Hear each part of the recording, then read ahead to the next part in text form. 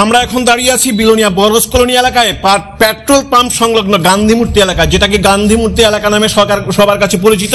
সেখানটায় এই মাত্র একটি বড় সড় দুর্ঘটনা ঘটে গেল। সেটা হচ্ছে TR079500 একটি বাইকের সাথে TR07C 9123 একটি স্কুটির সংঘর্ষের ফলে গুরুতর ভাবে আহত হয় তিনজন বাইকারোহী।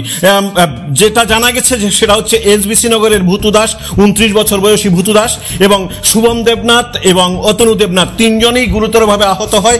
দ্রুত গতিতে থাকার ফলে, এলাকাবাসীদের অভিমত অনুসারে দ্রুত গতিতে থাকার ফলে সেখানটা একটি বিকট শব্দ হয়। সেই বিকট শব্দের পর যখন বেরিয়ে আসে তখন দেখতে পায় একটি বাইকের সাথে একটি স্কুটির বড় সড় দুর্ঘটনার ফলে তিনজনেই গুরুতরভাবে আহত হয়।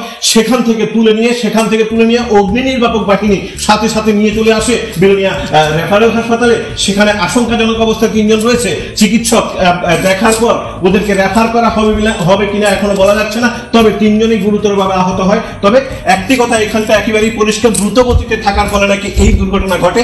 এই বাইক এবং স্কুটির পাশে কিন্তু হেলমেট ছিল এবং এই পার্শ্ববর্তী এলাকাতে মানুষ বিকট শব্দ পেয়েছে বলে জানা যায়। আমাদের বিলোনিয়া ফায়ার সার্ভিসে একটা খবর আছে যে গান্ধী মূর্তির এখানে একটা অ্যাক্সিডেন্ট হয়েছে।